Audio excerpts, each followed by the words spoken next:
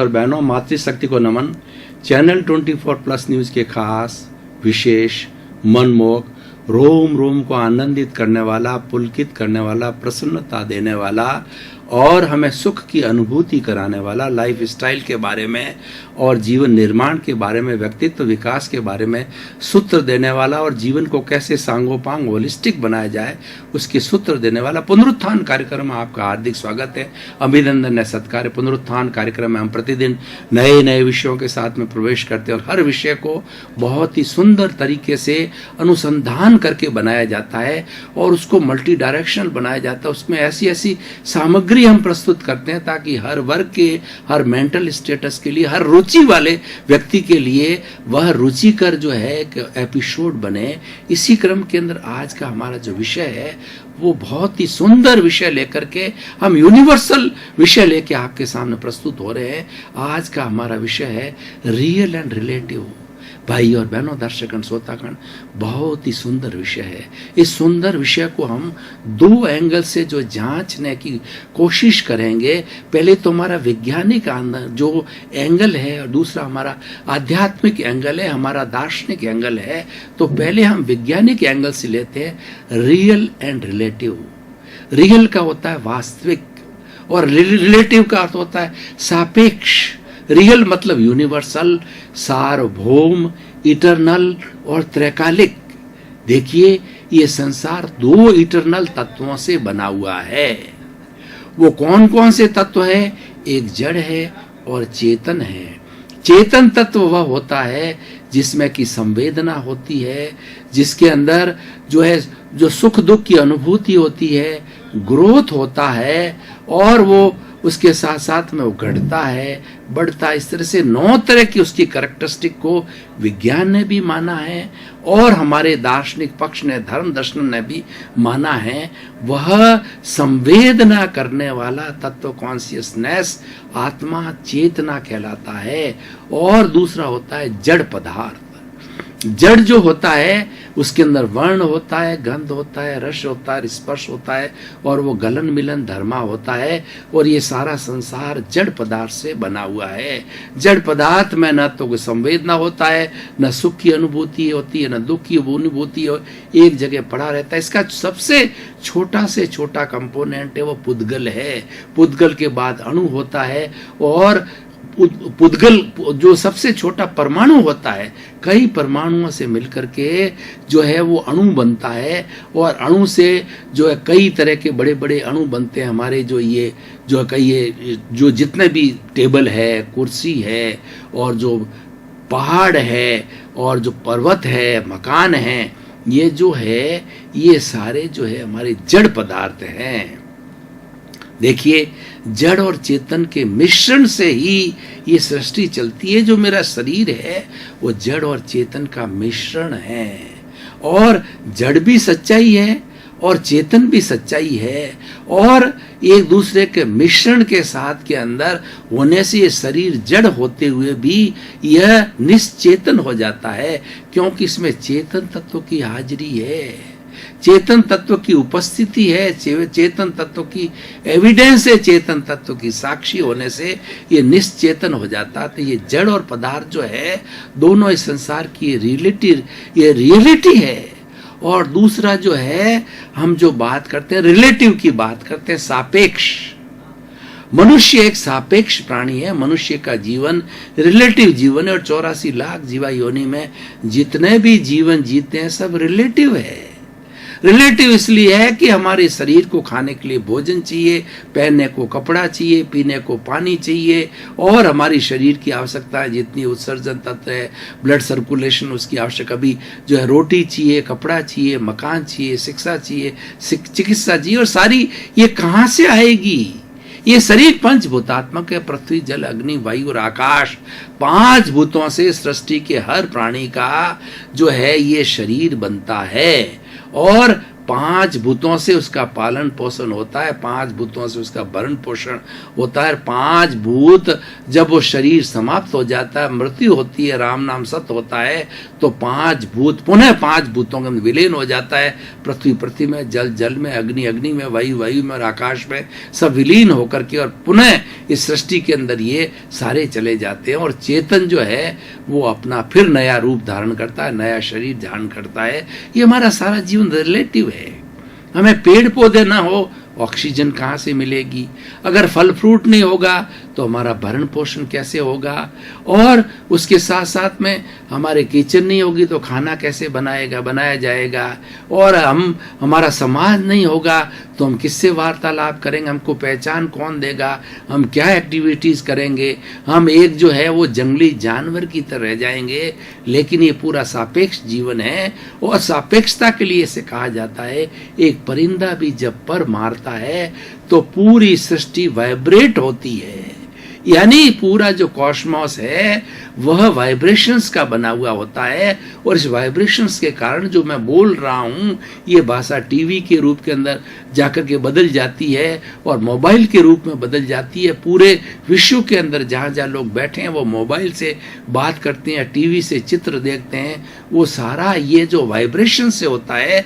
हमारा पूरा शरीर भी वाइब्रेशन से संचालित होता है, पूरा सृष्टि वाइब्रेशन से संचालित होती है। और इस सृष्टि के अंदर जितनी भी एनर्जी होती है, इसको वैज्ञानिक लोग कहा करते हैं E=mc²। ये आइंस्टीन एक सिद्धांत दिया। E का मतलब एनर्जी और M का मतलब मास और C कांस्टेंट है। यानी इस सृष्टि के अंदर जितनी एनर्जी थी वही आज एनर्जी सेम आज भी है और भविष्य में वही रहेगी। मात्र जो है ठोस द्रव में बदल जाएगा, द्रव गैस में बदल जाएगा, गैस से वाइब्रेशन बदल जाएगी। इस तरीके से इसका ट्रांसफॉर्मेशन होता रहता है। लेकिन हमारी सृष्टि की एनर्जी का कोई व्यय नहीं होता है, वो कोई खर्च नहीं होती, वो बदलती है, वो रूपांतरण करती है, वो ट्रांसफॉर्म होती है। तो ये सारा रिलेटिव जीवन है, और रिलेटिव जीवन हम जी रहे हैं। व्यक्ति निरपेक्ष जीवन जी ही नहीं सकता, क्योंकि जो शरीर है वहां आवश्यकता होती है, वहां निरपेक्षता नहीं होती है। निरपेक्ष जीवन किसका होता है? जो एब्सोल्यूट होते हैं। एब्सोल्यूट वह होता है जैसे कि हमारी शुद्ध आत्मा है, वो एब्सोल्यूट है और उसको शरीर नहीं है। इस कारण वो सिद्ध शिला के अंदर वह अनंत सुख के खजाने के साथ के अंदर वहां भगवान विराजमान है सिद्ध शिला के अंदर, और वहां अक्षय सुख है। वहां कोई दुख नहीं होता, वहां कोई दर्द नहीं होता, वहां जन्म नहीं होता, कोई मरण नहीं होता, वहां कष्ट नहीं होता। वो अजर है, अमर है, अविनाशी है, वो रियल है। तो भाई और बहनों, ये हमने एक वैज्ञानिक पक्ष प्रस्तुत किया। अब हम इसकी दार्शनिकता पे जाते हैं। देखिए, दार्शनिकता के अंदर इसका थोड़ा सा परिवर्तन हो जाता है कि रियल जो है ना, वो यूनिवर्सल ट्रुथ जिसको हम रियल कहते हैं, वो सनातन सत्य क्या है?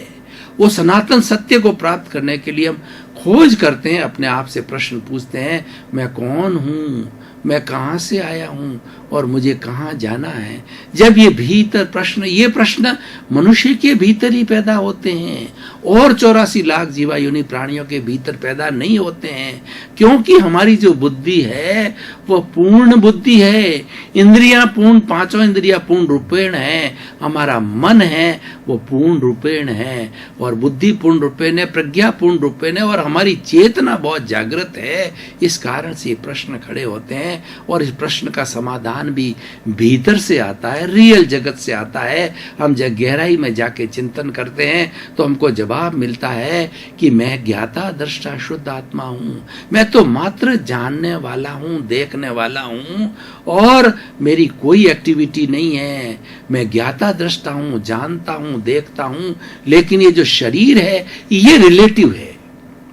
ये शरीर जो मन वचन काया रूपी ये शरीर है, ये रिलेटिव है, और ये रिलेटिव शरीर जो है हमारे कर्म बंधन के कारण मिलता है कि पूर्व जन्म के अंदर हम जैसे कॉजेज डालते हैं, उन कॉजेज के हिसाब से जो है कर्म बंध होता है, और कर्म बंध होकर के हमें ये शरीर जो है मन वचन काया रूपी शरीर मिलता है, और उन कॉजेज के कारण जो है हमको कर्म फल मिलता है। कर्म फल के अनुरूप ये मन वचन काया रूपी शरीर मिलता है, और इस शरीर के अंदर जितनी अनुभूतियां होती है वो कर्म परिणाम है।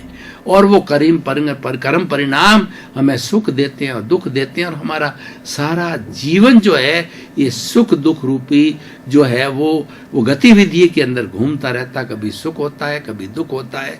हमारा कोई बहुत बड़ा प्रिय चला जाता है, हम दुखी हो जाते हैं, और कोई प्रिय व्यक्ति मिलता है तो हम सुखी हो जाते हैं। हम धन दौलत मिलती है तो सुखी हो जाते हैं, हमारा धन चला जाता है हम दुखी हो जाते हैं। इस तरीके से जो हमारा जो पुण्य है, पुण्य के कारण हमें सुख मिलता है और पाप के कारण जो हमें दुख मिलता है। लेकिन ये सारा हमारा जो अर्जन है पूर्व जन्म के अंदर कौज डालने के कारण अर्जन हुआ है, यानी हमने बीज पूर्व जन्म में डाला था, उसका कर्म फल कर्म परिणाम इस पूरे जीवन भर बदलता रहता है और इस पूरे जीवन भर मिलता रहता है। और इस पूरे जीवन भर हमको एक श्वास लेने की भी स्वतंत्रता नहीं है। हर चीज हम रेडीमेड लेकर के आते हैं, हर चीज एक पैक्ड जो है कैप्सूल के रूप में लेके आते हैं। मन वचन काया रूपी जो ये हमारा जो पैकिंग है, ये पैकिंग पूर्व जन्म के कॉजेस के अनुसार, कर्म बीज के अनुसार हम लेके आते हैं, और सारे जिंदगी भर उसकी टेप खुलती रहती है। मन की टेप खुलती है, वचन की टेप खुलती है, और शरीर की टेप खुलती है। तो मन से हमारे विचार आते हैं और वचन से हम बोलते हैं। लेकिन क्या हम ये विचार जो है हम करते हैं या आते हैं? ये विचार अपने आप आते हैं, क्योंकि हम परतंत्र है, हमने जो अर्जन किया उसके रूप में आता है। हम इस विचारों को करने में स्वतंत्र नहीं हैं, और हम जो बोलते हैं ये तो पूर्व जन्म का टैप रिकॉर्डर है, वो टैप रिकॉर्डर खुलता जाता है, इसमें हमारी कोई स्वतंत्रता नहीं है। हम जो है हमें तो जो कॉजेज डाले हुए हैं उसका कर्म फल रूप में भोगने में प्रतंत्र है। और शरीर की जितनी गतिविधियां करते हैं उन सब गतिविधियां कर्मानुसार होती है। हमारी बुद्धि कर्मानुसारी नहीं होती है। जैसे जैसे कर्म होते हैं वैसे वैसे हमारी बुद्धि हो जाती है। और ये जो कुदरत है जिसको हम सृष्टि कहते हैं, नेचर माँ कहते हैं, ये कुदरत है, संजोग जुटाती है। जब हमें दुख भुगतना होता है, सुख भुगतना होता है, तो वैसे हमारे संजोग जुटाने का कार्य जो है ये सारा कुदरत करती है। और लेकिन हमारा उपादान, कुदरत एक निमित्त रूप में बनती है, और उपादान हमारे भीतर के कर्म होते हैं। वो कर्म जिस समय में उदय आते हैं, उदय को भुगतने के लिए, उसका भुगतान करने के लिए ये सो सारी सृष्टि है। और वैसे वैसे जो निमित्त वो बनाती है वैसे वो संजोग मिलाती है। उदाहरण के तौर पर मान लीजिए हमने पूर्व जन्म में किसी व्यक्ति का जो है मकान हड़प लिया था। अब वो व्यक्ति जो है वो इस जन्म के अंदर जो है सृष्टि, ये जो कुदरत है, वो कुदरत जो उस व्यक्ति को जो है निमित्त के रूप में हमारे पास में भेजती है, और हमारा मकान वो हड़प करके बैठ जाता है, और हमको दुख होता है, और हम कार्रवाई करते हैं, और हम चिंतन करते हैं कि इसने हमारा मकान कैसे हड़प लिया। अरे भाई, कुछ न कुछ पूर्व जन्म के अंदर इसका हमारे साथ हिसाब है, लेन देन है, वह तो एक निमित्त मात्र है। पूर्व जन्म के अंदर हमने इसके साथ में कुछ ऐसा दुर्व्यवहार किया था, वह वैसा ही व्यवहार हमारे साथ में किया हुआ है, वो हमारा ही अर्जन किया हुआ है। वो तो एक निमित्त रूप में आया, हम तो उसका धन्यवाद करते हैं कि वो हमारा हिसाब चुकता कर रहा है और हमें एनओसी दे रहा है। इसी कारण वो हमारे पास आया है और हमारा मकान हड़प रहा है। इसी तरीके से सारा जिस हमारी दुनिया के अंदर सुख दुख की, हमारे जीवन में सुख दुख की अनुभूति होती है, वह सब किसी न किसी निमित्त के माध्यम से होती है। हम बीमार पड़ते हैं, कोई निमित्त बनता है, सर्दी संजोग आते हैं, सर्दी आ जाती है, हमें जुकाम हो जाता है, खांसी हो जाती है और बीमारी हो जाती है, गर्मी आ जाती है, हमें लू लगती है। सारे संजोग प्रति जो हमें हमारा खुद का किया दान उपादान है, लेकिन संजोग प्रकृति, जिस प्रकृति का, इस कुदरत का जो कानून ये है कि संजोग को जुटाना, और संजोग हमारे कर्मों के अनुसार होता है। हम इस प्रकृति के जो है नेचर और लॉ ऑफ द नेचर के अनुसार जीते हैं। हर प्राणी लॉ ऑफ द नेचर के अनुसार जीता है, लेकिन जैसे कर्म होते हैं उसके अनुरूप ही उसको जो है वो सुख दुख मिलते हैं, पुण्य पाप मिलते हैं। और उसके साथ साथ में हमारा नियम भी है कि बिना कॉज के कोई इफेक्ट नहीं होता, बिना कारण के कार्य नहीं होता है। As you will sow, so you will the reap is the law of the nature. यही प्रकृति करती है कि जैसा हम बीज बो के आए हैं उसके अनुरूप जो है हमें फल देने के लिए संजोग जुटाती है और वो सारे निमित्त बनाती है और हम जीवन भर वही कार्य कर सकते हैं। लेकिन अब प्रश्न ये है कि हम स्वतंत्र किसके अंदर है।